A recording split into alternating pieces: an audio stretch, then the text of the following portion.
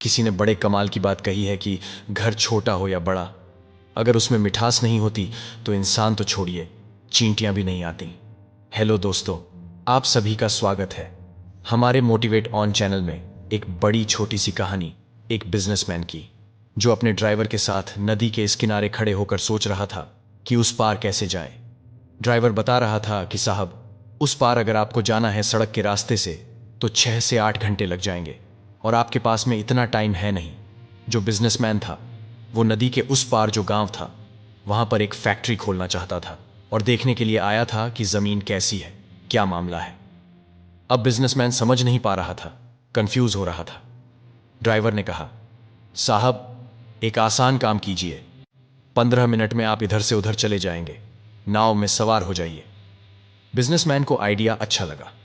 वह नदी के किनारे पर उतरा, देखा तो एक नाव वाला दिखाई दिया।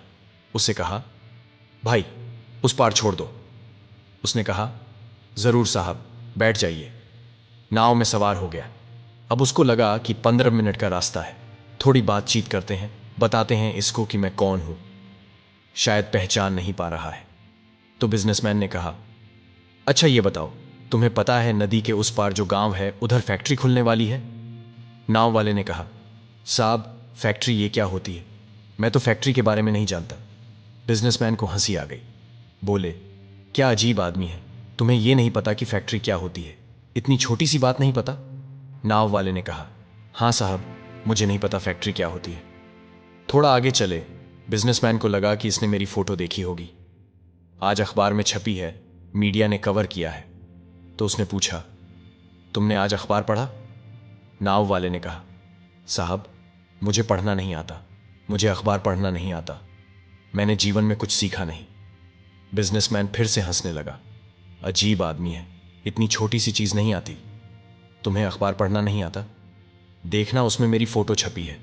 फोटो तो देखनी आती है, जाकर देखना कौन आया था, तुम्हारी नाव में बैठा था। तब तुम्हें समझ में आएगा कि किसको तुम नदी पार करा रहे हो।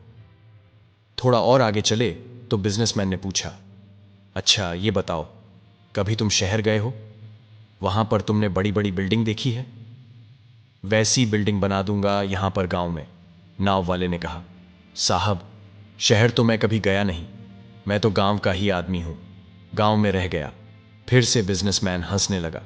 अजीब आदमी हो तुम, आज तक शहर नहीं गए, गांव में होकर रह गए। नाव वाले ने कहा, हाँ साहब। तभी अचानक से नदी में पानी तेज हो गया, बहाव बढ़ गया और नाव वाले का भी ध्यान भंग हो गया, क्योंकि लगातार उसका मजाक बिजनेसमैन उड़ा रहा था। तो एक बड़े पत्थर से जाकर नाव टकरा गई। जैसे ही नाव टकराई, नाव का संतुलन बिगड़ा और नाव डूबने लगी। बिजनेसमैन घबरा गया, कहने लगा, ये क्या हो रहा है? नाव वाले ने कहा, साहब अब मेरे हाथ में कुछ भी नहीं है, नाव डूबने वाली है। आपको तैरना तो आता है ना? बिजनेसमैन ने कहा, मुझे तैरना नहीं आता। अब की बार नाव वाले ने मुस्कुराकर कहा, क्या साहब, इतनी सी चीज आपको नहीं आती? तैरना तो आना चाहिए ना।